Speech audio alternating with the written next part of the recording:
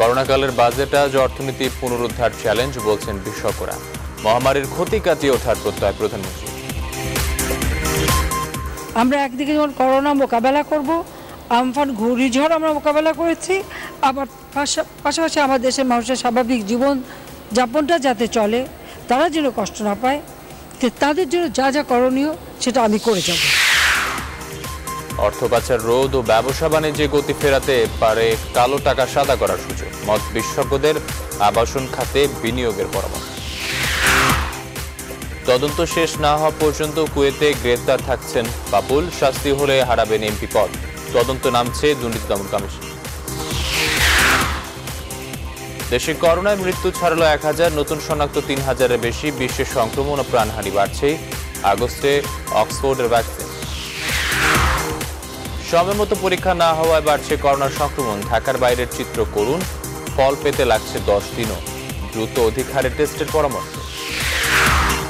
রাজধানীতে আনুষ্ঠানিক লকডাউনে পূর্ব রাজাবাজার স্বেচ্ছাসেবকের দায়িত্বে তরুণরা। বহাল থাকবে 14 দিন। লকডাউনে দেশের আরও 4 উপজেলা। এবং রোহিঙ্গা গণহত্যায় ভূমিকা রেখেছে মিয়ানমার সেনাবাহিনীর উস্কানি। ফেসবুককে নির্দেশনা দিতে মার্কিন আদালতের প্রতি আইসিজের আহ্বান।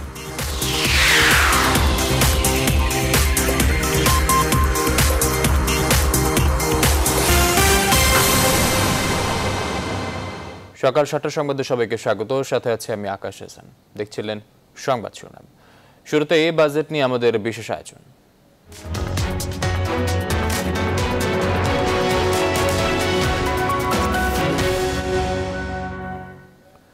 এবার বিস্তারিত।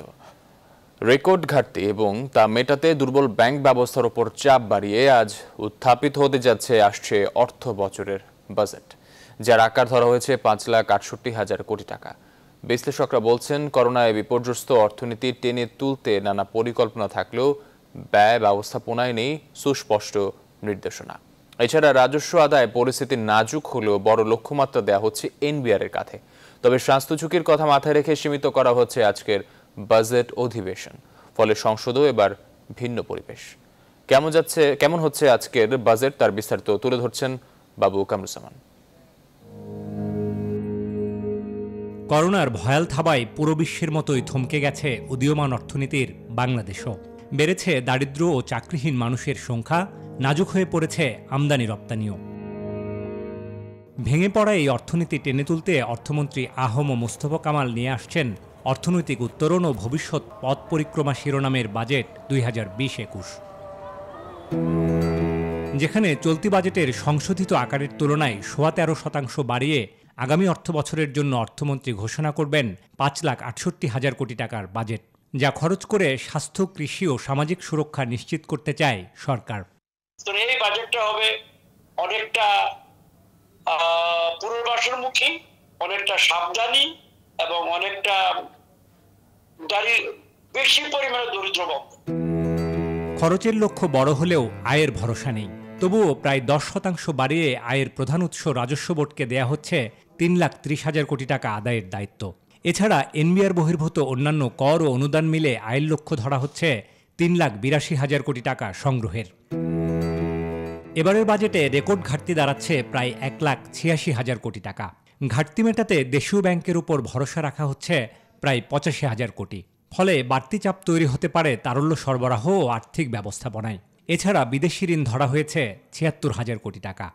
যখন অর্থনীতি একেবারে অবশ হয়ে থাকে তখন কিন্তু রাজস্ব তোলা বেশ কঠিন, কারণ অর্থনৈতিক কর্মকাণ্ডের সাথে কিন্তু রাজস্বের নির্ভরশীলতা।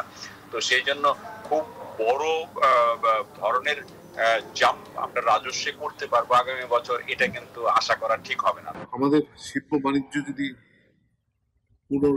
পূর্বের অবস্থায় না আনতে পারি, কর্মসংস্থান যদি পুনঃস্থাপিত না করতে পারি, তাহলে আমরা বিরাট জনগোষ্ঠীকে শুধু প্রণোদনা দিয়ে, শুধু সোশ্যাল সেফটি নেট দিয়ে, ত্রাণ দিয়ে আমরা রক্ষা করতে পারবো না। ব্যবসা বাণিজ্য উৎপাদনশীলতা থমকে যাওয়ার এমন প্রেক্ষাপটে বাজেটে ব্যয় ব্যবস্থাপনায় হবে বাড়তি চ্যালেঞ্জ। কারণ আসছে বাজেটে মোট খরচের 61%ই চলে যাবে অনুন্নয়ন খাতে। এছাড়া অর্থনীতি চাঙ্গা করতে এবারের বাজেটে থাকছে সহজ শর্তে অপ্রদর্শিত অর্থ বা কালো টাকা বিনিয়োগের সুযোগও। ইতিহাসের সম্পূর্ণ ভিন্ন এক প্রেক্ষাপটে এবার পেশ হতে যাচ্ছে জাতীয় বাজেট। যেখানে স্বাস্থ্য ঝুঁকির কথা মাথায় রেখে বিভিন্ন দেশের কূটনীতিক, রাষ্ট্রের গুরুত্বপূর্ণ ব্যক্তিবর্গদেরকেও বাজেট প্রত্যক্ষ করার আমন্ত্রণ জানানো হয়নি। এমনকি পরিকল্পনা নেওয়া হয়েছে বাজেট অধিবেশন সংক্ষিপ্ত করে আনার। তবে মোটা দাগে এবারের বাজেটে স্বাস্থ্য, সামাজিক সুরক্ষার মতো খাত অগ্রাধিকার পেলেও আসলে বাজেট হবে অর্থনীতি পুনরুদ্ধারের, অর্থনীতিকে টেনে তুলবার। বাবু কামরুজ্জামান, নিউজ 24, ঢাকা। করোনা মোকাবেলার পাশাপাশি মানুষের জীবনযাপন স্বাভাবিক রাখতে প্রয়োজনীয় পদক্ষেপ নেবে সরকার।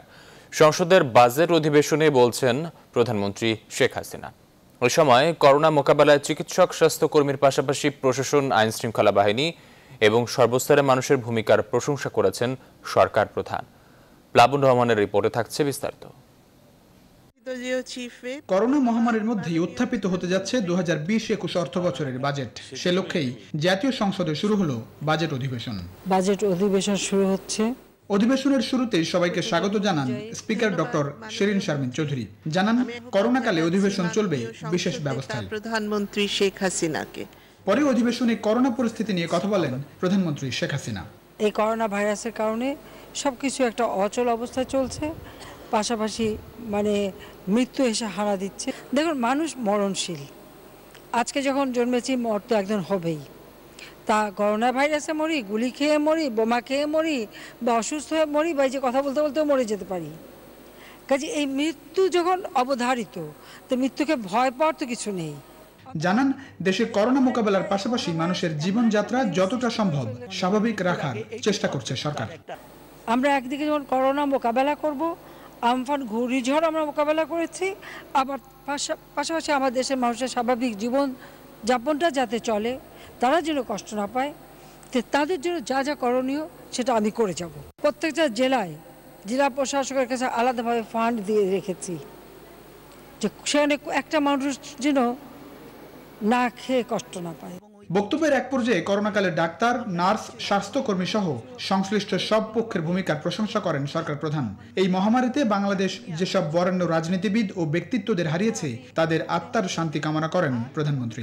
করোনা ভাইরাসের ক্ষেত্রে আমাদের প্রশাসন যেভাবে একতাবদ্ধ হয়ে কাজ করে যাচ্ছে, আমাদের পুলিশ, আমাদের সশস্ত্র বাহিনী, আমাদের আনসার বিডিবি, বিজিবি থেকে শুরু করে আমাদের সর্বস্তরের মানুষ, আমাদের রাজনৈতিক কর্মী, ডাক্তার, নার্স এবং স্বাস্থ্যকর্মীরা প্রতিনিয়ত তারা যে সেবা দিয়ে যাচ্ছে, যে প্রত্যেকেই আন্তরিকতার সাথে কাজ করে যাচ্ছে। করোনা সংক্রমণের ঝুঁকি বিবেচনায় নিয়েই শুরু হলো বাজেট অধিবেশন। প্রতিদিন 80 থেকে 90 জন সংসদ সদস্য থাকতে পারবেন সংসদে। রব্বুল আলামিন যারা আমাদেরকে প্লাবন রহমান, নিউজ 24, ঢাকা। আসছে বাজেটে বিনা প্রশ্নে অপদর্শিত অর্থ বা কালো টাকা সাদা করার সুযোগ দেওয়ার আহ্বান জানিয়েছেন বিশেষজ্ঞরা। বিনা প্রশ্নে যা আবাসন সহ কয়েকটি খাতে বিনিয়োগের পরামর্শ তাদের। বলছেন এর ফলে বিদেশে অর্থ পাচার বন্ধ হবে, গতি ফিরে পাবে দেশের অভ্যন্তরে ব্যবসা বাণিজ্য, বাড়বে সরকারের রাজস্ব আহরণ। সুলতান আহমেদের রিপোর্ট। টানা কয়েক বছর ধরে বাংলাদেশের অর্থনীতির সবচেয়ে বড় দুশ্চিন্তার জায়গা বেসরকারি খাতে বিনিয়োগ কমে যাওয়া। তার মধ্যে মহামারী করোনার প্রভাবে দুশ্চিন্তা বেড়েছে অর্থনীতিকে চাঙ্গা করা নিয়ে। তবে এখনও সরকারের বড় চিন্তার জায়গা দেশের বাইরে অর্থ পাচার। বিশেষজ্ঞদের মতে দেশের ভেতরে আবাসন সহ কয়েকটি খাতে এই অর্থ বিনিয়োগের সুযোগ দেয়া হলে পাচার কমে আসবে। বাংলাদেশ ব্যাংকের সাবেক এই গভর্নরের মতে করোনাকালের অর্থনীতি বাঁচাতে দেশের বাইরে অর্থ পাচার পুরোপুরি বন্ধ করতে হবে। টাকা যেখানেই রাখুন না কেন তারা ব্যাংকিং সিস্টেমে আনবেন এবং ব্যাংকিং সিস্টেমে একটা নির্দিষ্ট সময় পর্যন্ত তারা হয়তো কিছুটা ইমিউনিটি পেতে পারেন। আমাদের দেশের ভেতরে যদি বিনিয়োগের পরিবেশ ভালো করি তাহলে অনেক টাকা বিদেশ থেকেও আসবে। বৃহস্পতিবার জাতীয় সংসদে অর্থমন্ত্রী আহম মুস্তফা কামাল ঘোষণা করবেন 2020-21 অর্থ বছরের বাজেট, যেখানে কালো টাকা সাদা করার সুযোগ দেওয়া হবে বলে জানা গেছে। দেশের ব্যবসা বাণিজ্যের বড় খাত হিসেবে পরিচিত আবাসন খাতকে পুনরুদ্ধারে তা বিনা প্রশ্নে বিনিয়োগের সুযোগ চান এই খাতের ব্যবসায়ীরা। ইকোনমিকে যদি রিভাইভ করাতে হয় আমাদের অর্থনীতিতে প্রচুর পরিমাণে বিনিয়োগের প্রয়োজন আছে। অপ্রদর্শিত আয় বিনা কোনো প্রশ্নে এবং উইদাউট এনি পেনাল্টি আগামী 5 বছর অর্থনীতিতে ব্যবহার করার ব্যবস্থা করতে হবে। বাংলাদেশ অর্থনীতি সমিতি সোমবার বিকল্প বাজেট উপস্থাপনের সময় অর্থনীতিকে বেগবান করতে কালো টাকা সাদা করার সুযোগ দেওয়ার প্রস্তাব তুলে ধরেন। সংস্থাটির হিসেবে দেশে 5 থেকে 7 লাখ কোটি টাকা রয়েছে অপ্রদর্শিত। আসছে বাজেটে 30,000 কোটি টাকা অর্থনীতির মূলধারায় নিয়ে আসার প্রস্তাব করেছে এই সংস্থাটি। বাংলাদেশের অর্থনীতিতে বর্তমান যে পরিস্থিতি, সেই পরিস্থিতিতে এই টাকাগুলো যদি কালো টাকা যদি সাদা হয়ে দেশের মূল অর্থনীতিতে চলে আসে, ইন দ্যাট কেস এটা মানে আমাদের যে ইনভেস্টমেন্ট অপরচুনিটি বাড়বে, এমপ্লয়মেন্ট জেনারেশন হবে। বর্তমান আওয়ামী লীগ সরকার 2009 সালে ক্ষমতায় আসার পর বাজেটের মাধ্যমে অপ্রদর্শিত অর্থ বিনিয়োগের সুযোগ দেয়। সেই বছরই প্রায় 1,000 কোটি টাকা অর্থনীতিতে যুক্ত হয়। সুলতান আহমেদ, নিউজ 24, ঢাকা। বিশ্বজুড়ে চলমান করোনা দুর্যোগের মধ্যে আজ জাতীয় সংসদে উপস্থাপিত হতে যাচ্ছে দেশের 49তম বাজেট। 13তম ব্যক্তি হিসেবে বাজেট পেশ করতে যাচ্ছেন অর্থমন্ত্রী আহমদ মুস্তফা কামাল। 4 মেয়াদে আওয়ামী লীগের সরকারের 4 জন অর্থমন্ত্রী 20টি বাজেট দিয়েছেন। বিএনপির 3 মেয়াদে 3 জন 16টি বাজেট উপস্থাপন করেছেন। জাতীয় পার্টির সময়ে 4 জন মিলিয়ে দেন 9টি বাজেট। 3টি বাজেট দিয়েছে 2টি তত্ত্বাবধায়ক সরকার। বিস্তারিত জানাচ্ছেন তানজির মেহেদি। দেশের প্রথম বাজেটের আকার ছিল 786 কোটি টাকা। পেশ করেছিলেন অর্থমন্ত্রী তাজউদ্দিন আহমদ। 1972 সালে 30 জুন 1971-72 ও 1972-73 অর্থ বছরের বাজেট দিয়েছিলেন তিনি। সময়ের সঙ্গে এগিয়েছে বাংলাদেশ। 2020-21 অর্থ বছরে সেই আকার দাঁড়াচ্ছে প্রায় 5,68,000 কোটি টাকায়। ইতিহাস বলছে এ নিয়ে 13 অর্থমন্ত্রী ও মন্ত্রণালয়ের দায়িত্বপ্রাপ্ত উপদেষ্টা বাজেট উপস্থাপন করেছেন। আর এখানেই অনন্য তাজউদ্দিন আহমদ, কারণ তিনি ছাড়া বাকিরা ছিলেন হয় আমলা, নয় অর্থনীতিবিদ কিংবা ব্যবসায়ী। এক অর্থ বছরে দুবার বাজেট দেওয়ার দৃষ্টান্তও আছে। 1996-97 অর্থ বছরে বাজেট উপস্থাপন করেন ওই সময়ের তত্ত্বাবধায়ক সরকারের অর্থ উপদেষ্টা ওয়াহিদুদ্দিন মাহমুদ। নির্বাচনে ক্ষমতা বদল হলে মূল আর্থিক কাঠামো ঠিক রেখে নতুন বাজেট উপস্থাপন করেন শাহ এএমএস কিবরিয়া। সংসদে সমান 12 বার বাজেট পেশ করার রেকর্ড গড়েছেন সাবেক অর্থমন্ত্রী সাইফুর রহমান এবং আবুল মাল আব্দুল মুহিত। শেখ হাসিনা সরকারের অর্থমন্ত্রী হিসেবে টানা 10টি বাজেট দিয়েছেন মুহিত। আর এরশাদ সরকারের অর্থমন্ত্রী হিসেবে 1982-83 ও 1983-84 অর্থ বছরের বাজেট পেশ করেছিলেন মুহিত। অর্থমন্ত্রী কিংবা উপদেষ্টার বাইরে সামরিক শাসক হিসেবে 3টি বাজেট উপস্থাপন করেন বিএনপি প্রতিষ্ঠাতা সাবেক রাষ্ট্রপতি জিয়াউর রহমান। এছাড়া তাজউদ্দিন আহমদ 3টি, এএমএস কিবরিয়া 6টি, এম সাইদুজ্জামান 4টি বাজেট দেন। অর্থ উপদেষ্টা ডক্টর এবি মির্জা আজিজুল ইসলাম এবং এরশাদ সরকারের অর্থমন্ত্রী এম এ মুনিম 2টি এবং ডক্টর ওয়াহিদুল হক 1টি বাজেট উপস্থাপন করেন। আর এবার দ্বিতীয়বারের মতো বাজেট পেশ করছেন অর্থমন্ত্রী আহমদ মুস্তফা কামাল।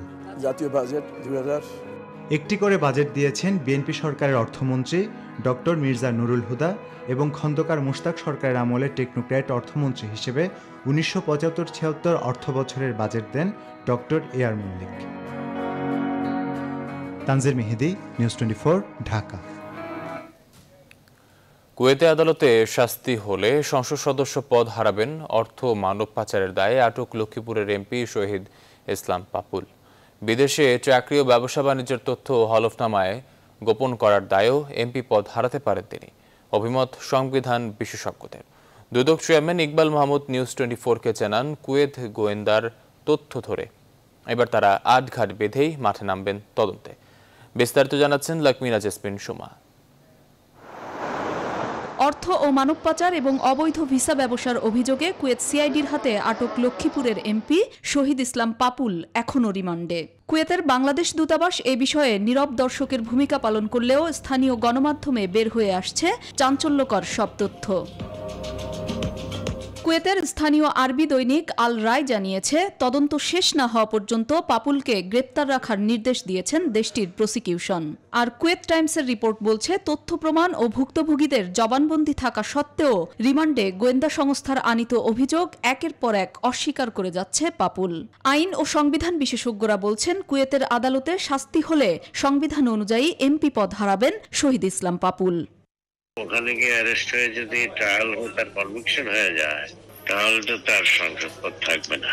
উনি যদি ওখানে ব্যবসা করেন ওখানেই থাকেন, উনি এখানে কন্টেস্ট করলেন কিভাবে? শুধু সাজা হলেই না, বিদেশে চাকরি ও ব্যবসা বাণিজ্য করে নির্বাচনী হলফনামায় তথ্য গোপনের দায়েও ফেঁসে যেতে পারেন পাপুল। সংসদ সদস্য থাকা অবস্থায় বিদেশে এরকম ফুল টাইম জব করা যায় কিনা? এক নম্বর হচ্ছে এটা জব করা যায় না, 2 নম্বর হচ্ছে সে সংসদ সদস্য হলো কিভাবে? 11 কোটি টাকা খরচ করে নোমান সাহেবকে সরিয়ে দিয়ে সে তখন ক্যান্ডিডেট হয়ে গেল। সে যে হলফনামাটা দেশে যে পাশ করেছে সেইটাও ভুয়া। তো এইগুলো যদি হয় তার সংসদ থাকে না। কুয়েত প্রেক্ষাপট ধরে এবার পাপুলের বিরুদ্ধে আরো 8 ঘাট বেঁধে মাঠে নামবে দুর্নীতি দমন কমিশন।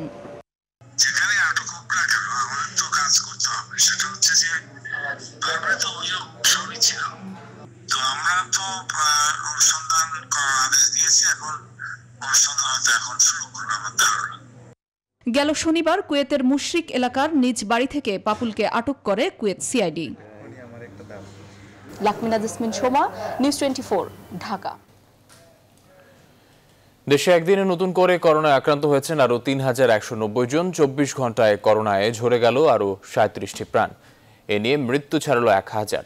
বুধবার দুপুরে দেশের করোনা পরিস্থিতি নিয়ে অনলাইন ব্রিফিংয়ে তথ্য জানান স্বাস্থ্য দফতরের অতিরিক্ত মহাপরিচালক অধ্যাপক নাসিমা সুলতানা। তিনি জানান, এ পর্যন্ত মোট আক্রান্ত হয়েছেন ৭৪,৮৬৫ জন এবং মোট মৃত্যু 1012 জনের। গত 24 ঘন্টায় নমুনা পরীক্ষা হয়েছে 15,965টি। এছাড়া নতুন করে 563 জন সহ এ পর্যন্ত মোট সুস্থ হয়ে বাড়ি ফিরেছেন 15,899 জন। 24 ঘন্টায় নমুনা সংগৃহীত হয়েছে 16,994টি এবং পরীক্ষা হয়েছে 15,965টি। যা পরীক্ষা হয়েছে তাতে শনাক্ত হয়েছে 3,190টি। শনাক্তের হার 3,190 জন শনাক্ত হয়েছেন। শনাক্তের হার 19.98%। এ পর্যন্ত পরীক্ষা হয়েছে 4,41,560টি নমুনা এবং এ পর্যন্ত শনাক্ত হয়েছে 74,865 জন। গত 24 ঘন্টায় সুস্থ হয়েছে 563 জন এবং এ পর্যন্ত সুস্থ হয়েছেন 15,899 জন। বিশ্বজুড়ে 24 ঘন্টায় আরও 3,000-এর বেশি প্রাণ কেড়ে নিল করোনা ভাইরাস। এ নিয়ে মৃতের সংখ্যা ছাড়ল 4,16,000। আক্রান্তের সংখ্যা ছুঁয়েছে 74 লাখ। করোনা ভাইরাসের নতুন উপকেন্দ্র হয়ে গেছে মধ্য আমেরিকা। নতুন হটস্পট মেক্সিকোতে আরও প্রায় 600 মানুষের প্রাণহানি ঘটেছে। দেশটিতে মোট প্রাণহানি 15,000 ছুঁই। মৃত্যুর মিছিল থামছে না ব্রাজিলে। 7.5 লাখ আক্রান্তের দেশটিতে এরই মধ্যে তৃতীয় সর্বোচ্চ প্রাণহানি ঘটেছে। যুক্তরাষ্ট্রে সংক্রমণ কমলেও নিয়ন্ত্রণে আসেনি এখনও। নতুন 10,500 আক্রান্ত সহ দেশটিতে মৃত্যু 1,15,000-এর ঘরে। এছাড়া যুক্তরাজ্য সহ ইউরোপের সব দেশে নতুন সংক্রমণ ও মৃত্যু কমেছে। ভারতে করোনার সংক্রমণ হু হু করে বাড়ছে। আসছে 24 ঘন্টায় করোনা আক্রান্তে স্পেন ও যুক্তরাজ্যকে ছাড়িয়ে সংক্রমণ তালিকার 4র্থ স্থানে উঠে আসবে ভারত। তবে স্বস্তির খবর, সারা বিশ্বে এ পর্যন্ত সুস্থ হয়ে বাড়ি ফিরেছেন 37 লাখের বেশি মানুষ। সংখ্যায় যা মোট আক্রান্তের অর্ধেকেরও বেশি।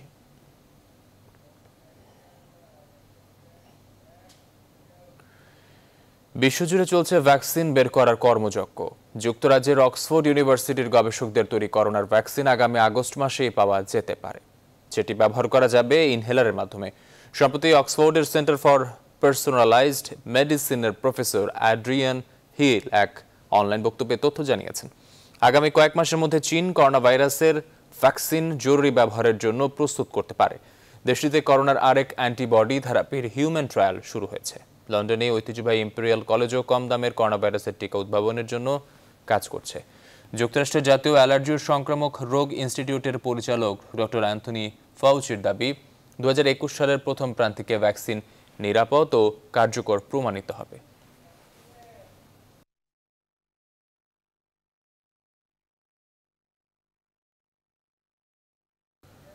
করোনা ভাইরাস পরীক্ষায় ভোগান্তির শেষ হচ্ছে না। করোনা আক্রান্তের সংখ্যায় বিশ্বে বাংলাদেশের অবস্থান 19তম হলেও পরীক্ষা করার সংখ্যায় অবস্থান 185তম। ঢাকার বাইরে জেলাগুলোয় ল্যাবের অভাবে করোনা সন্দেহভাজনদের সময় মতো পরীক্ষা করা যাচ্ছে না। এমনকি ফলাফল পেতে 7 থেকে 10 দিন পর্যন্ত সময় লেগে যাচ্ছে। ফলে পরীক্ষা ঠিকমতো না হওয়ায় সংক্রমণ বেড়ে যাচ্ছে। জনস্বাস্থ্যবিদরা বলছেন করোনা ভাইরাসের প্রতিরোধে উপজেলা পর্যায়ে ল্যাবের সংখ্যা বাড়াতে হবে। বিস্তারিত হাসান পারভেজের প্রতিবেদনে। দেশে করোনা ভাইরাসের সংক্রমণ বাড়ছে, মৃতের সংখ্যা 1000 ছাড়িয়েছে এবং শনাক্তের সংখ্যা 80,000 ছুঁই। করোনা সংক্রমণ বেড়ে চললেও টেস্ট নিয়ে ভোগান্তি যেন শেষ হচ্ছে না। এখনো বেশিরভাগ জেলায় বসেনি ল্যাব, ফলে জেলার নমুনা পরীক্ষার জন্য বড় শহর বা বিভাগীয় জেলার ওপর নির্ভর করতে হচ্ছে। এমনকি পরীক্ষার ফল পেতে দীর্ঘ সময় লাগায় ছড়িয়ে পড়ছে সংক্রমণ। 33 লক্ষ বসবাস করে এখানে নাগরিক, তাহলে সেখানে মাত্র 95টা পরীক্ষা করা হচ্ছে। গত 3 দিন ধরে আমি করোনা টেস্টের জন্য নমুনা দিছি, এ পর্যন্ত কোনো রেজাল্ট পাই নাই। জেলাগুলোয় 4 থেকে 5 দিন অপেক্ষা করেও করোনা পরীক্ষা করাতে পারছেন না সন্দেহভাজনরা। আমরা ভিতরে গিয়ে স্যারের জিজ্ঞেস করলাম, স্যার আমাদের টিকিটের কোনো ব্যবস্থা নাই কেন? বললো যে 10টা থেকে 12টা কিট আসে, আপনাদের এত লোক থাকলে কিভাবে আমরা করব? তো 5 দিন ধরে জেলা হসপিটালে আসতেছি, খুব সকাল থেকেই আসে কি দেখতেছি এখানে খুব উচ্ছৃঙ্খল। আমরা তো স্থায়ীভাবে সমস্যা সমাধানের চেষ্টা করছি নরসিংদীতে পিসিআর ল্যাব স্থাপন করার। এটা যদি আমরা যত দ্রুত সম্ভব করতে পারি তত আমাদের সমস্যার সমাধান হবে। বিশ্বে 210টি দেশ ও অঞ্চলে করোনা ছড়িয়ে পড়েছে। বাংলাদেশের অবস্থান এখন 19তম, কিন্তু টেস্টের ক্ষেত্রে বাংলাদেশের অবস্থান তলানিতে। দেশে এখন 56টি ল্যাব থেকে পরীক্ষা হলেও ঢাকার বাইরে মাত্র 28টি ল্যাবে হচ্ছে পরীক্ষা। জনস্বাস্থ্য বিশেষজ্ঞরা বলছেন, সংক্রমণ ঠেকাতে হলে টেস্ট বাড়ানোর বিকল্প নেই। অ্যাক্সেসিবিলিটি, অ্যাভেইলেবিলিটি, অ্যাফোর্ডেবিলিটি, এই 3টা টেস্টের জন্য যতক্ষণ পর্যন্ত না আমরা সারা দেশব্যাপী ব্যাপৃত করতে পারবো ততক্ষণ পর্যন্ত আমাদের সংক্রমণের ঝুঁকি থাকবে। দক্ষিণ এশিয়ায় দেশগুলোর মধ্যে বাংলাদেশে করোনা পরীক্ষা হয়েছে খুবই কম। প্রতি 10 লাখ জনসংখ্যার মধ্যে মাত্র 2683 জনের পরীক্ষা করা হয়েছে। এই সমীক্ষায় আফগানিস্তানের উপরে বাংলাদেশের অবস্থান। প্রত্যেকটা জেলাতে অ্যাটলিস্ট একটা করে ল্যাবরেটরি থাকতে হবে। উপজেলাতেও আমরা চাই, এই উপজেলা একটা কম বড় জায়গা নাকি, একটা উপজেলাতে একটা পিসিআর ল্যাবরেটরি থাকবে না কেন? আমরা জেলাতেও চাই, উপজেলাতেও চাই। করোনা সংক্রমণের প্রকৃত চিত্র পেতে হলে টেস্ট বহুগুণ বাড়ানোর বিকল্প নেই বলে মনে করেন জনস্বাস্থ্যবিদরা। হাসান পারভেজ, নিউজ 24, ঢাকা। প্রায় 50,000 মানুষের বাস পূর্ব রাজাবাজারে। অধিবাসীদের ঘরে রাখতে আনুষ্ঠানিক লকডাউন চলছে। এলাকার তরুণরা স্বেচ্ছাসেবকের দায়িত্ব পালন করবেন। পরীক্ষামূলক এই লকডাউন সফল করতে এলাকাবাসীর সহযোগিতা চেয়েছে ঢাকা উত্তর সিটি কর্পোরেশনের মেয়র আতিকুল ইসলাম। একইভাবে করোনা ভাইরাস সংক্রমণ প্রতিরোধে দেশের আরও 4 উপজেলায় লকডাউন চলছে। তৌহিদ শান্তকে নিয়ে আরও জানাচ্ছেন আসিফ টিপু। স্থানের পরিসরে পূর্ব রাজাবাজার খুব বড় এলাকা নয়, কিন্তু 50,000 অধিবাসীর এই ঘনবসতিপূর্ণ এলাকার 30 জন করোনায় আক্রান্ত। তাদের নাম পরিচয় গোপন রেখেই মঙ্গলবার মধ্যরাত থেকে শুরু হওয়া এই লকডাউন প্রথম পর্যায়ে 14 দিনের জন্য বলবৎ থাকবে। এই প্রক্রিয়ায় সন্তুষ্ট এলাকাবাসী, যদিও কিছুটা শঙ্কা প্রকাশ করেছেন বেসরকারি চাকরিজীবীরা। যারা বিভিন্ন অফিসে কাজ করছে, স্পেশালি হচ্ছে যারা প্রাইভেট জব হোল্ডার্স, তো তাদের জন্য এই লকডাউনটা ইট মাইট বি আ প্রবলেম। আর লকডাউনে সব খুশি আলহামদুলিল্লাহ। গৃহস্থালী আবর্জনা সরানো থেকে শুরু করে বাজার, এমনকি গুরুতর অসুস্থদের হাসপাতালে পৌঁছানো, এ ধরনের দায়িত্ব পালনে নিয়োজিত করা হয়েছে এলাকার তরুণদের। আর নিরাপত্তার দায়িত্ব শুধু পুলিশের। বাসায় খাবার নিয়ে আমরা দিয়ে আসতেছি, কেউ অসুস্থ হলে অ্যাম্বুলেন্স কল করে আমরা নিজেরা সহযোগিতা করে তাদেরকে হসপিটালে পৌঁছে দিচ্ছি। ভিতরে যে গলি রাস্তা আছে সবগুলো ব্লক, শুধু একটা আইবি হোস্টেলের গলিটা শুধু খোলা আছে। বেসরকারি জরুরি স্বাস্থ্য সেবায় আছে এবং সরকারি যে জরুরি সংস্থা পানি, বিদ্যুৎ, গ্যাস, এই সংস্থা যারা নিয়োজিত আছে তাদের জন্য তারা বের হতে পারবে। 5 থেকে 10 জন করে ছেলে নিছি যারা স্বেচ্ছাসেবীর কাজ করবে। মানুষের ঘরে থাকার জন্য যা যা দরকার সব সাপোর্ট আমরা দিব। পূর্ব রাজাবাজারের লকডাউন সফল করতে এলাকাবাসীর সহযোগিতা চেয়েছেন ঢাকা উত্তর সিটির মেয়র।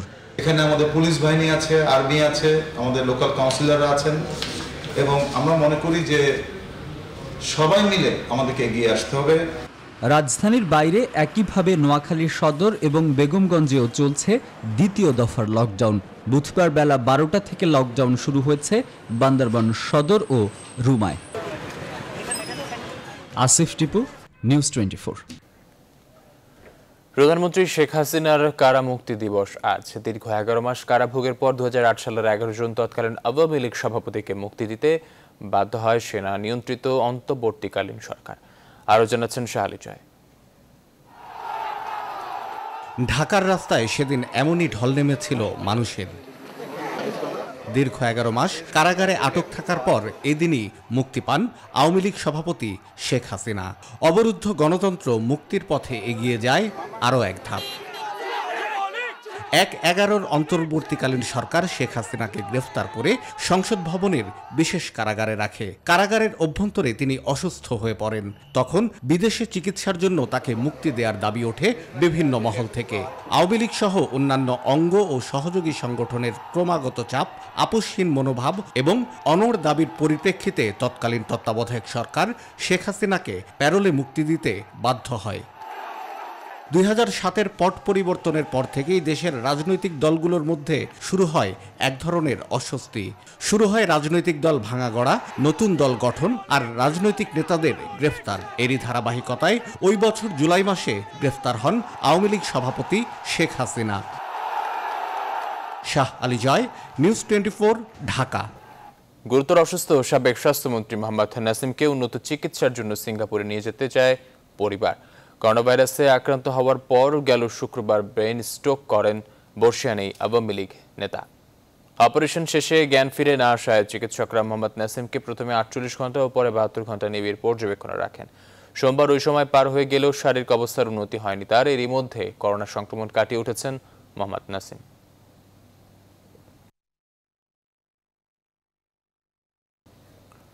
করোনা আক্রান্ত ডক্টর জাফরুল্লাহ চৌধুরী নিউমোনিয়ার কিছুটা উন্নতি হয়েছে বলে জানিয়েছে গণস্বাস্থ্য কেন্দ্র। তার সার্বিক অবস্থা স্থিতিশীল এবং অক্সিজেন গ্রহণের মাত্রা কমেছে বলেও জানানো হয় গণস্বাস্থ্য কেন্দ্রের ফেসবুক পেজে। তিনি আগের চেয়ে ভালো বোধ করছেন এবং নিজের খাবার নিজেই খাচ্ছেন বলেও জানানো হয়। এছাড়াও তার নিয়মিত ডায়ালিসিস এবং চেস্ট ফিজিওথেরাপি চলছে।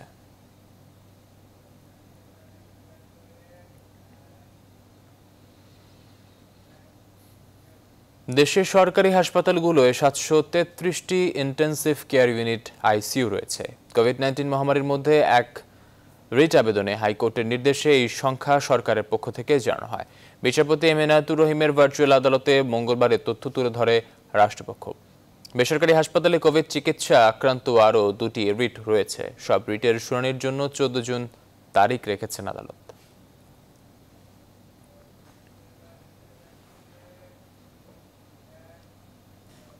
দুবাইয়ে আটকে পড়া প্রবাসী বাংলাদেশি নাগরিকদের দেশে ফেরত আনার সুবিধার্থে বাংলাদেশ বিমান বাহিনী ওয়েলফেয়ার ট্রাস্টের তত্ত্বাবধানে বিশেষ ফ্লাইট ঢাকা-দুবাই ঢাকা রুটে পরিচালনা করার পরিকল্পনা চলছে। ইউএস বাংলা এয়ারলাইন্সের বোয়িং 737 এ ফ্লাইটটি পরিচালিত হবে। বিমান বাহিনীর পক্ষ থেকে জানানো হয়েছে যাত্রীর সংখ্যা ও আবহাওয়া ঠিক থাকলে আগামী 14 জুন বিশেষ ফ্লাইটটি ঢাকা-দুবাই ঢাকা রুটে চলবে। জানানো হয় দুবাই থেকে যাত্রীদের নিজ দায়িত্বে করোনা টেস্ট করে নিতে হবে। নেগেটিভ সার্টিফিকেট থাকলে বাংলাদেশে প্রাতিষ্ঠানিক কোয়ারেন্টিনে থাকতে হবে না। বিমানবন্দরে অবশ্যই 2 জোড়া ডিসপোজেবল গ্লাভস এবং মাস্ক নিয়ে আসতে বলা হয়েছে।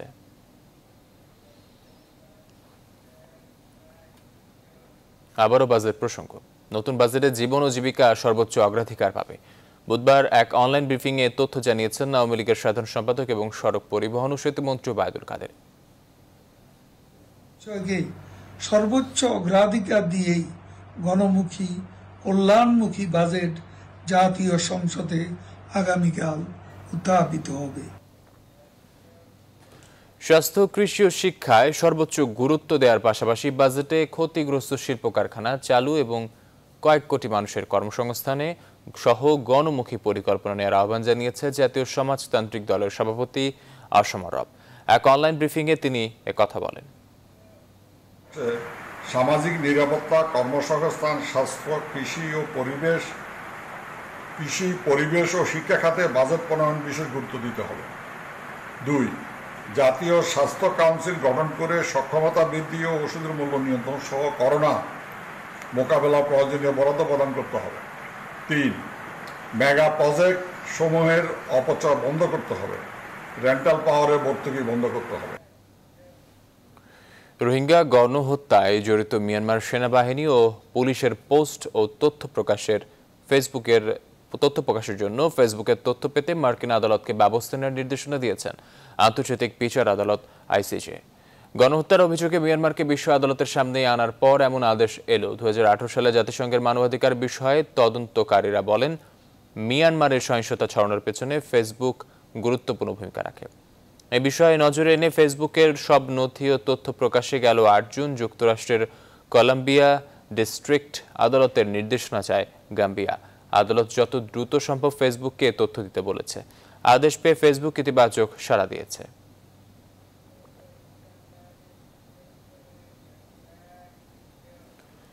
স্বীকারোক্তিমূলক জবানবন্দি, অভিযোগপত্র দাখিল সহ হত্যা মামলার আরও কিছু তথ্য গোপন করে যে ৫ আসামি হাইকোর্ট থেকে জামিন নিয়েছিলেন, সে জামিন বাতিলের পাশাপাশি তাদের আইনজীবীকেও কারণ দর্শানোর নোটিশ দেওয়া হয়েছে। অ্যাটর্নি জেনারেল মাহবুবে আলম তথ্য গোপন ও জালিয়াতির বিষয়টি নজরে আনার পর বিচারপতি বি জাহাঙ্গীর হোসেন সেলিমের ভার্চুয়াল হাইকোর্ট বেঞ্চ বুধবার আসামিদের জামিন বাতিল করেন। আদেশে ৫ আসামিকে ৭ দিনের মধ্যে বিচারিক আদালতে আত্মসমর্পণের নির্দেশ দেওয়া হয়। এই সময়ের মধ্যে আসামিরা আত্মসমর্পণ না করলে তাদের গ্রেপ্তার করতে খুলনার এমপিকে নির্দেশ দেওয়া হয়েছে। এই ৫ আসামি খুলনার দিঘলিয়ার টিপু শেখ হত্যা মামলায় জড়িত।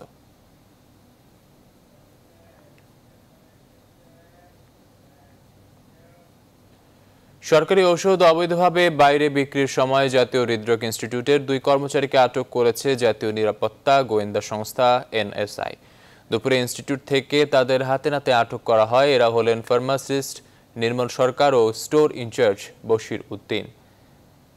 তাদের কাছ থেকে বিপুল পরিমাণ ঔষধ উদ্ধার করা হয়। NSI কর্মকর্তারা জানান, আটককৃতরা সহ এক চক্র দীর্ঘদিন ধরে সরকারি ঔষধ হাসপাতাল থেকে চোরাই পথে কম দামে বাইরে বিক্রি করে আসছিল। আটক 2 জনকে শেরেবাংলা নগর থানায় ও পুলিশের কাছে হস্তান্তর করা হয়।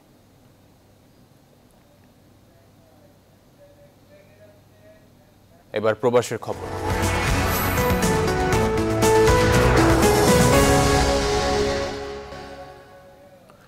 করোনা সংক্রমণ কমে আসায় প্রায় সব ধরনের সামাজিক বিধিনিষেধ তুলে নিয়েছে মালয়েশিয়া। মালয়েশিয়ার করোনা সংক্রমণ ও প্রবাসী বাংলাদেশিদের অবস্থা নিয়ে সর্বশেষ তথ্য আমাদের জানিয়েছেন সহকর্মী শাহাদাত হোসেন। মহামারী করোনা ভাইরাসের প্রাদুর্ভাব ঠেকাতে মালয়েশিয়া সরকারের নেওয়া যে বিধিনিষেধগুলো, এগুলোর মধ্যে প্রায় সবগুলোই আজ থেকে তুলে দেওয়া হয়েছে। মালয়েশিয়া সরকারের নতুন ঘোষণা অনুযায়ী রিকভারি মুভমেন্ট কন্ট্রোল অর্ডার এটি আগামী 31শে আগস্ট পর্যন্ত চলবে। এর মধ্য দিয়ে মালয়েশিয়া সরকার তারা তাদের এক রাজ্য থেকে আরেক রাজ্যে যাওয়ার যে বিধি নিষেধ ছিল, সেলুন ঘর সহ এগুলো সবগুলো তুলে দেওয়া হয়েছে। তবে দেশটিতে প্রবেশ করার যে বিধি নিষেধটি সেটি অব্যাহত রয়েছে। অর্থাৎ ইতিমধ্যে মালয়েশিয়া থেকে ছুটিতে যারা বাংলাদেশে গিয়েছে তারা বাংলাদেশে থেকে আসার এখনো পর্যন্ত সেটি অনিশ্চিত রয়েছে। পরবর্তী ঘোষণা না দেওয়া পর্যন্ত এটি বন্ধ রয়েছে। তবে তাদের অভ্যন্তরীণ যে বিমানটি তারা বিমান যোগাযোগ চালু করবে এবং আন্তর্জাতিকভাবে বিমান চালু করার তারা প্রস্তুতি নিচ্ছে। মালয়েশিয়ার স্বাস্থ্য মন্ত্রকের তথ্য অনুযায়ী গত 24 ঘন্টা নতুন করে 2 জন আক্রান্ত হয়েছে, যা গত কয়েক মাসের মধ্যে সর্বনিম্ন। এই নিয়ে সর্বমোট আক্রান্ত হয়েছে 8,338 জন। গত 24 ঘন্টা নতুন করে 39 জন সুস্থ হয়েছে। এই নিয়ে মালয়েশিয়ায় সুস্থতা দাঁড়ালো 7,014তে গিয়ে দাঁড়ালো।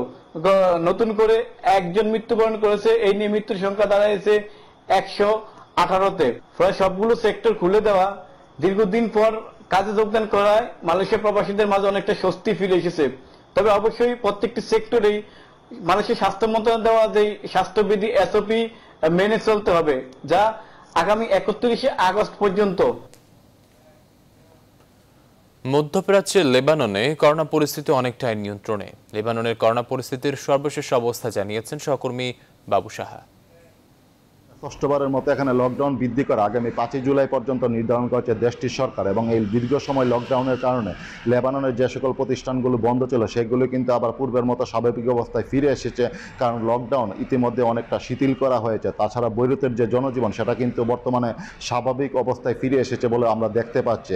আজকে লেবাননে করোনা ভাইরাসে এখানে 20 জন আক্রান্ত হয়েছে এবং সর্বমোট আক্রান্তের সংখ্যা দাঁড়িয়েছে 1388 জনে। তাছাড়া এখন পর্যন্ত কোনো বাংলাদেশি মৃত্যুবরণ করেন নাই। প্রায় 2 সপ্তাহ বেশি সময় ধরে প্রায় 98 জন প্রবাসী বাংলাদেশি যারা কোয়ারেন্টিনে ছিল তারা কিন্তু ইতিমধ্যে সুস্থ হয়ে বাড়িতে ফিরে গিয়েছে বলে আমরা জানতে পেরেছি।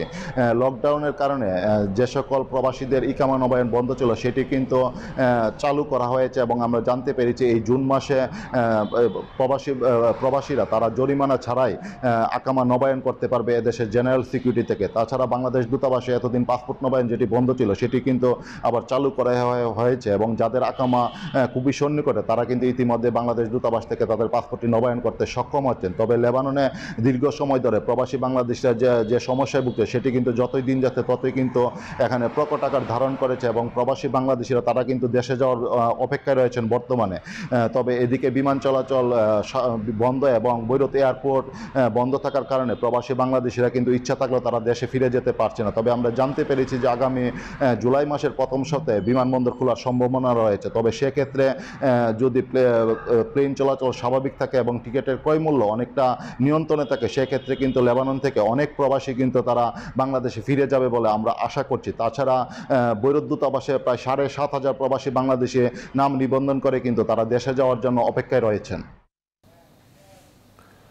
করোনাভাইরাসের দ্বিতীয় দফা সংক্রমণের মধ্যে সংক্রমিতদের প্লাজমা থেরাপি এবং স্টিম সেলের মাধ্যমে চিকিৎসা দেওয়ার গবেষণা অব্যাহত রেখেছে ইরান। দেশটির করোনা পরিস্থিতির সর্বশেষ অবস্থা জানিয়েছেন ইস্পাহান মেডিকেল বিশ্ববিদ্যালয়ের শিক্ষার্থী কামরুজ্জামান নাবিল। ইরানে করোনা ভাইরাসের দ্বিতীয় পিকে গত 24 ঘন্টায় আক্রান্তের সংখ্যা ছিল 2011 জন এবং মারা গেছেন 81 জন। এর মাঝে 1,40,590 করোনা রোগী সুস্থ হয়ে বাসায় ফিরেছেন এবং এই সংখ্যা কিন্তু সময় সময় বাড়ছে। এবং আপনাদের জানাতে চাই যে প্রথম ওয়েভের চিকিৎসকদের করোনা রোগীদের চিকিৎসা সেবা দেওয়ার অভিজ্ঞতা কাজে লাগিয়ে দ্বিতীয় ওয়েভের সেভাবে কিন্তু করোনা আক্রান্তদেরকে হাসপাতালে ভর্তি না নিয়ে বাসায় অবস্থান করে তাদেরকে টেলিমেডিসিনের মাধ্যমে চিকিৎসা সেবা দেওয়া হচ্ছে। অন্যদিকে প্রতিদিন ইরানে 25,000-এরও বেশি করোনা কিটের টেস্ট করা হচ্ছে, যার মাধ্যমে করোনা রোগীদের অন্যদের থেকে আলাদা করতে সাহায্য করছে। আপনাদের আরো জানাতে চাই যে ইরানে করোনা ভাইরাসের প্রথম দিক থেকে কিন্তু করোনা ভাইরাসে আক্রান্তদেরকে চিকিৎসা সেবা দেওয়ার গবেষণা অব্যাহত রয়েছে এবং প্রথম দিকে প্লাজমা থেরাপির মাধ্যমে করোনা রোগী আক্রান্ত রোগীদেরকে সেবা দেওয়া হচ্ছে।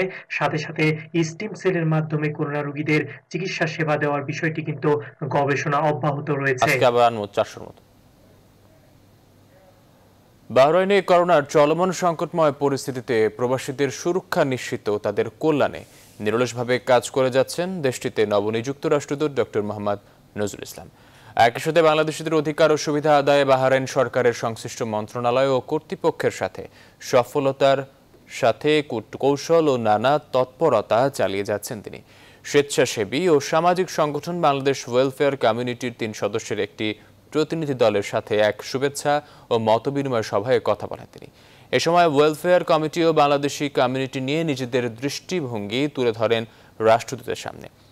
একই দিন দূতাবাসের লেবার কাউন্সিলরের সঙ্গে মতবিনিময় করেন বাহরাইনস্থ বাংলাদেশ আওয়ামী লীগের 3 সদস্যের একটি প্রতিনিধি দল।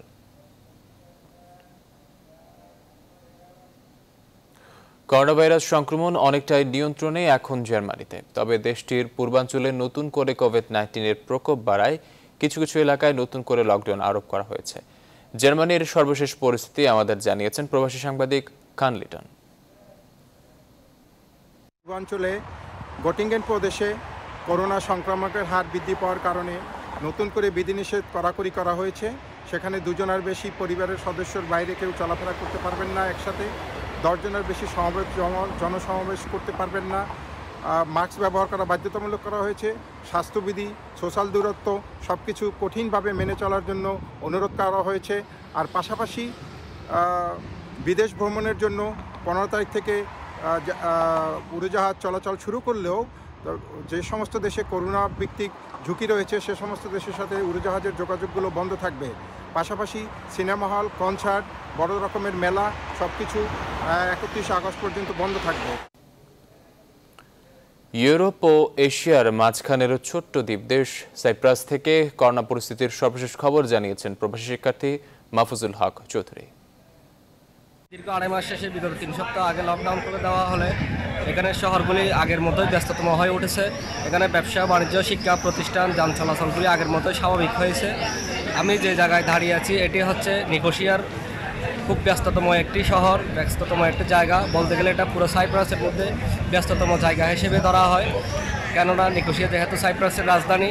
তো এই জায়গায় দীর্ঘ 2.5 মাস যখন লকডাউন চলছিল, 2 জন মানুষ একসাথে দেখা যায়নি। এটা দীর্ঘ 2.5 মাস পুরো মরুভূমিতে পরিণত হয়েছিল। তো যখন লকডাউন খুলে দেওয়া হয়, এখানে অসংখ্য মানুষ আসতে থাকে, মানুষ আর মানুষ। এখানে সন্ধ্যার পরে এখানে প্রচুর মানুষের সমাগম হয়। তো সাইপ্রাসে করোনা ভাইরাসের যে পরিস্থিতি, দীর্ঘ 1 মাস ধরে নতুন করে সংক্রমণের সংখ্যা খুবই কম, একেবারে প্রায় 1 মাসে 20 জনের মতো সংক্রমিত হয়েছে। আর এখানে করোনা ভাইরাসের মৃতের সংখ্যা মাত্র 18 জন, আর সুস্থতা হারও খুবই ভালো। এখানে যারা আক্রান্ত হয়েছিল মোটামুটি সবাই সুস্থ হওয়ার পথে। তো বলতে গেলে সাইপ্রাসে করোনা ভাইরাস মোটামুটি নিয়ন্ত্রণে বলা যায়। তো যদি এভাবে চলতে থাকে তাহলে সাইপ্রাস অর্থনৈতিকভাবে যে একটা ধাক্কা খেয়েছে, এটা হয়তো শীঘ্রই কাটিয়ে উঠতে পারবে।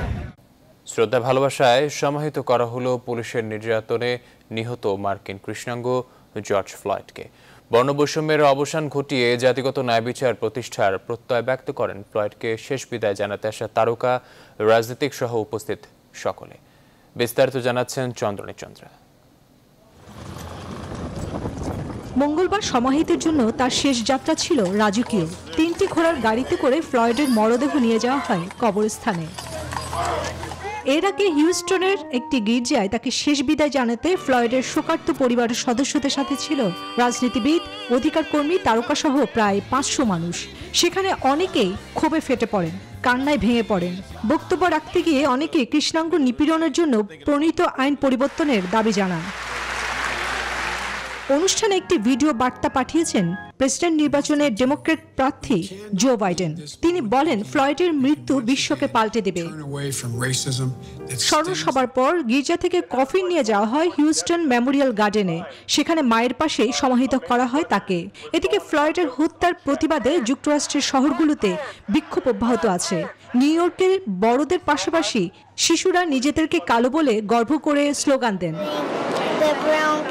25শে মে মিনিয়াপোলিসের পুলিশের নির্যাতনে তার মৃত্যুর পর থেকেই বর্ণবাদ বিরোধী আন্দোলন শুরু হয়, যা এখন যুক্তরাষ্ট্রের গণ্ডি পেরিয়ে ছড়িয়ে পড়েছে বিশ্বের বিভিন্ন দেশে। চন্দ্রানী চন্দ্রা, নিউজ 24। যুক্তরাষ্ট্রের বিমান বাহিনীতে ঘটে গেল ঐতিহাসিক ঘটনা। প্রথমবারের মতো কোনো কৃষ্ণাঙ্গ অফিসার বিশ্বের সবচেয়ে ক্ষমতাধর দেশটির সুসজ্জিত বিমান বাহিনীর নেতৃত্ব দেবেন। জেনারেল চার্লস ব্রাউন জুনিয়রকে যুক্তরাষ্ট্রের বিমান বাহিনীর চিফ অফ স্টাফ হিসেবে নিয়োগ দিয়েছে দেশটির সিনেট।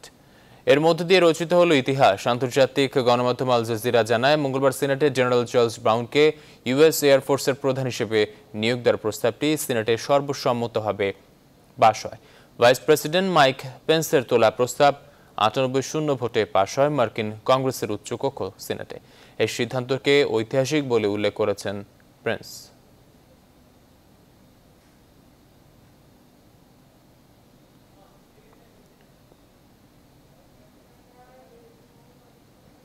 সংবাদ শেষ করবো, তার আগে শিরোনামগুলো জানিয়ে দিচ্ছি আরেকবার।